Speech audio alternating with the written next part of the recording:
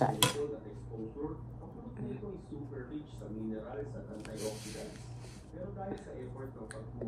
Parang egg. Ang presyo nito ay halos $6,500 per kilo. Isipin mo, pulot na mas mahal pa sa ginto.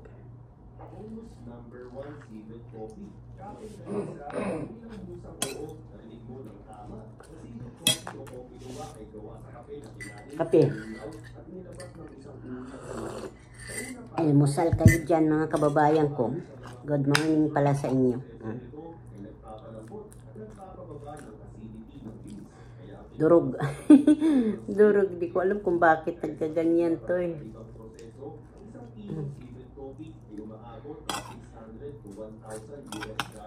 Sarap. Kain po. Ay breakfast.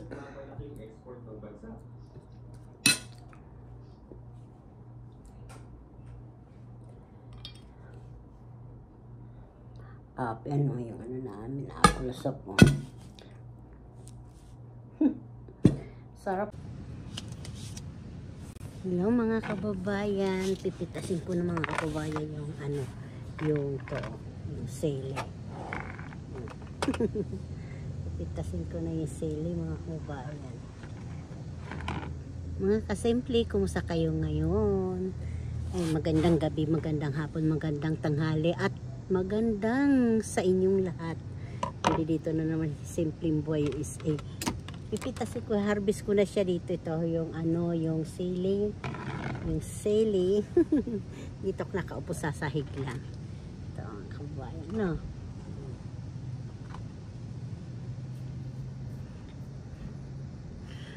Diba? Ganda-ganda, oh. Ganda. Masarap po ito, ano, gawin ng Bicol Express. Bicol Express. Bicol Express po. Magasarap po yan. Oh, dahon sibuyas. Oh. Ganda, no? Tapos ito, iikot ko mga kababayan. Isang puno, 2 bunga. Ano, mamitas tayo, magla-live tayo. Mga kasimple, ito na naman ang aking menu ngayon. Lakas ng apoy. Ipapakita ko lang mga kasimple ang aking vegetable pitsay. Gulay, ihahalo ko siya dito. Recipe siya ay, hindi ko alam kung anong tawag to sa inyo. Lomo ito sa amin, na may dugo siya, na mayroon laman, na mayroon spare rib. Ayan. Pwede po ito lalagyan din ng sutanghon. Pwede rin yung lagyan ng miswa. Ay, ako ilalagay ko lang ngayon yung ano, pitsay na gulay. Ayan. Pag gusto nyo maglutong ganito, yung mga namimiss yung mga luto, kasi ito, hindi ko alam kung luto. Pwede rin yung luto ng Tagalog. Basta ito, lutong waray, lutong Bisaya, na may dugo siya na buo. Dito naman kasi wala, mayroon, kaso lang ito, linaga ko muna siya. Lalagay natin sa plastic, tapos may tubig. Tapos pakulo mo muna yung tubig bago ilagay. Yung dugo, ilagay sa plastic, kasi pag hindi nyo ilinagay sa plastic, hindi yung mabubuo ng ganito. Ayan. Kasi pag hindi mabuong ganito, parang dinuguan na po yung ginagawa nyo. Ayan, mga kababayan. May tanglad po ito, may lemongrass. Ayan. Yan po ang lemongrass.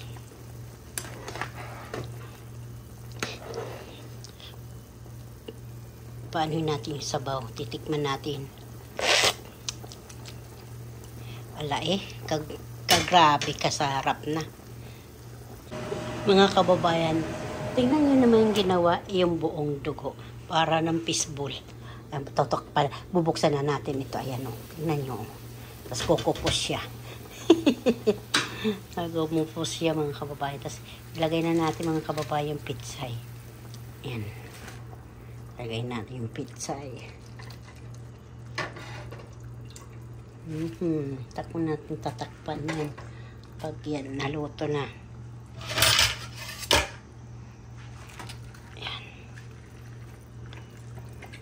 Sayang naman kasi yung diba? Yan na.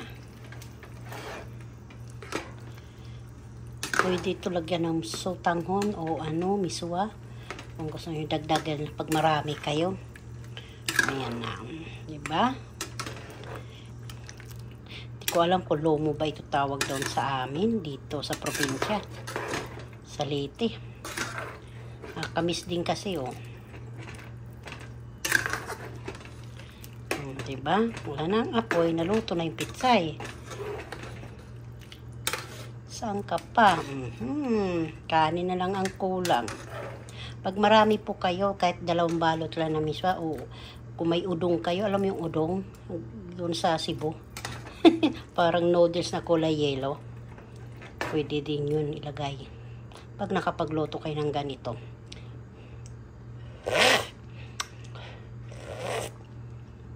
Ba mga kababayan, halos sumarap na linagyan ko ng ng pitsay. Ayan, sarap. Ang ko siya para hindi malabog yung pitsay. Kaya yan na, pinatay ko na siya. Diba? Luto na yan. Pork chop po yan na malalaki dito sa Amerika. Yung hiwa-hiwa, ayan ang pork chop. Tapos bibili ka ng dugo. Yan na. Okay na ito mga kababayan. May kanin na po rin ako. May ulam na. Sige na po. Kakain na po tayo. Diba? Para nagmamantika. Pakulo ka mo ng tubig. Lagay mo sibuyas. Tapos tanglad. Nilang lemongrass. Pag kumulo na, ilagay mo na yung pork, yung baboy. Tapos pag kumulo uli, ilagay mo na yung pinakuluan mong yung dugo. Kasi pag hindi mo pinakulan talaga ng dugo, hindi yan magiging dinuguan yan. Hindi yan magiging lomo.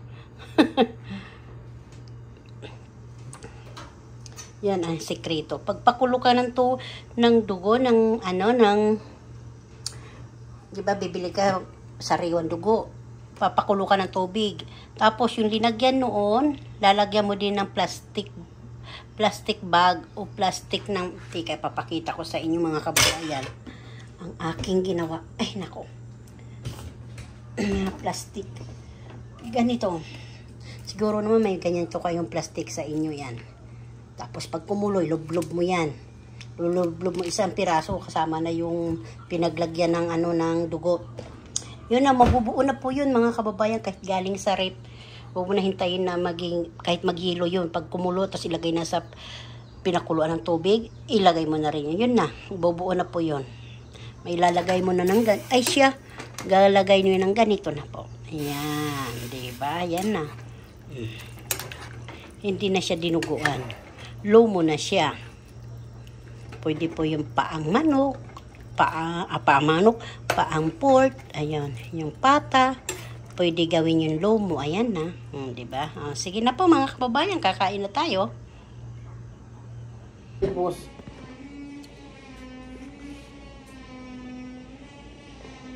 Mga kababayan, yung apple juice ko, linagay ko lang sa tasa. Ito na nakita ko, hindi na, wala na yung baso Saan ko ba ito ilalagay? Kain po.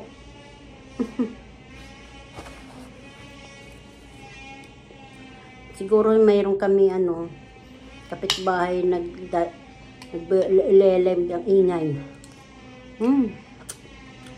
Ang sarap talaga ng miswa. Ito po. Linuto ko ito sa mayroon dugo na may pork chop. Sabay makikita nyo naman ito sa ko sa video. Sa pork chop, tapos linagyan kong pitay. Katapos pagdating ng anak ko sa kanireke, linagyan nila ng dahon ng sili. Pwede pala yun. Dahon na sili ilagay sa parang, hindi ko alam kung lomo. Basta sarap.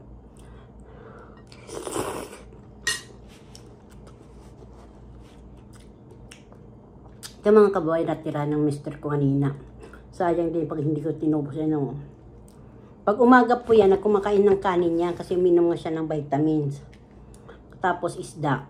Pag hindi isda, itlog. Pag hindi itlog, hotdog. Yan, kumakain yan talaga. Kasi maalis ako dito alas 4 ng madaling araw. Sila naman maalis alas 10 ng umaga. 10 to 8 sila ang pasok nila. Ako naman, alas 4 to 1 ng hapon. Diba? Tangka pa.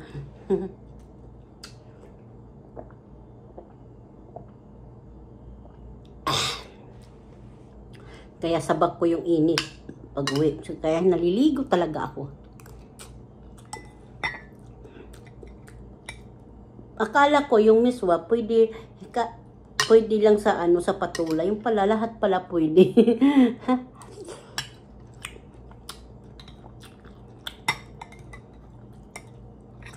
Ang sarap. Tapos sa sardinas lang ang alam ko sa isda, sardinas. Pala pwede pala sa manok, pwede pala din sa baboy. Ay, naku, magkakamay na ako mga kababayan. Hindi ako kontento na may kutsara. Saka may tinik yung isda. Nakamamaya matinik ako. Ingat tayo sa mga matatanda, gaya sa akin, mga matatanda na. Hindi natin alam kung nasa napunta ang tinik. Manipis na yung natin, gilagid, saka yung bitoka, mamaya mabutas sa loob.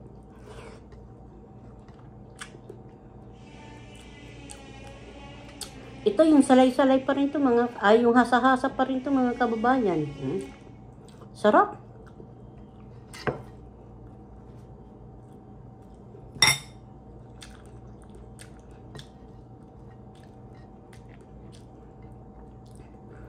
Kain po mga kababayan. Pero parang para siya tumigas na, sobrang init ng kanin, umiinit kasi ilinagay ko ito sa ibabaw ng kanin eh.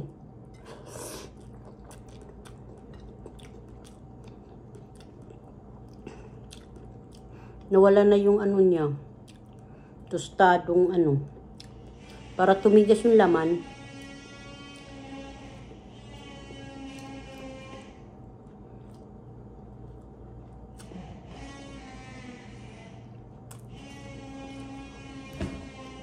Masarap po yung pork, malambot.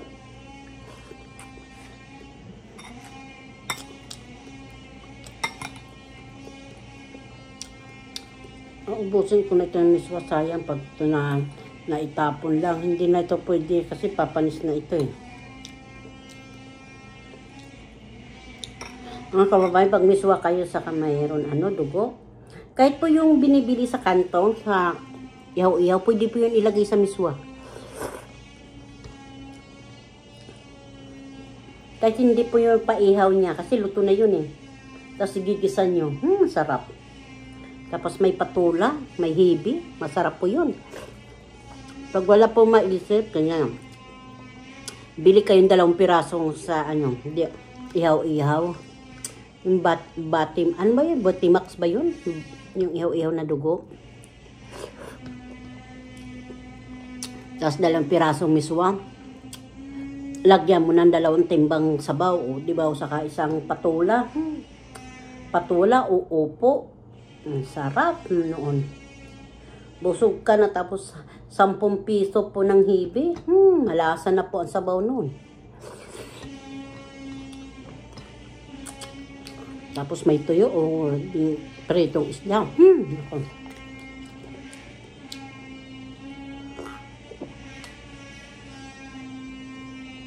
Para tuloy kape. Apple juice to eh. Ang lakas ng pasensya na kayo. Malakas yung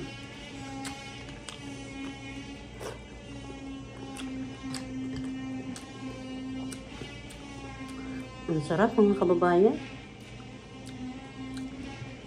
Kami din malapit na dito alis. October ang kontrata dito namin. Lipatan naman ng mga gamit. Tapos may snow pa yun. May yelo na malamig na po yun. Ay, buhay. Buhay na walang sariling bahay.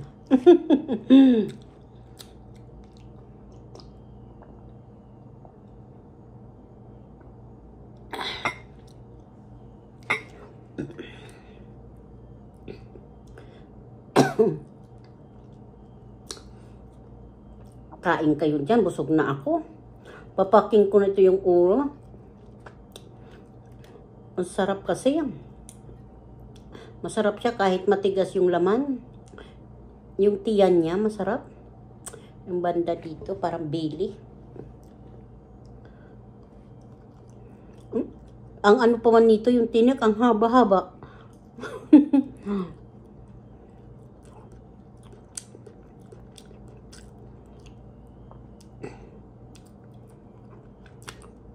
Alas 3 na po dito ng hapon. Mainit pa rin. Pagdating kalaw na. Tapos, pag-akyat ko, na 1:30 na. Tapos, nag-init ako ng kanin kasi mga ano ito eh, mga bahaw, yung mga tira-tira. Ininit ko lahat. Ito tira-tira. Tapos, naligo muna ako bago kumain.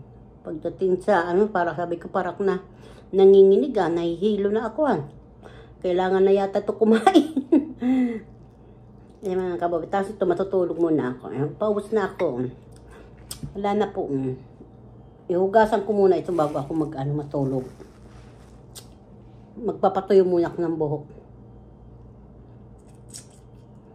Tapos pagising ko, magsasaing na naman ako ng kanin. Tapos magpiprito ako ng pork chop. Hindi ko alam kung ako mga kababayan, magluluto na naman ng pinakbit. Haloan ko ng hipon. Hipon ba yung sugpo na malalaki, 4 piraso lang? Pampalasa. Kailangan kasi pag may prito, may gulay. Pag walang gulay, hindi na maano.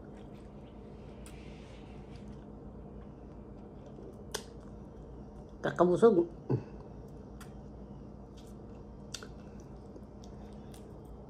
Sarap mga kababayan.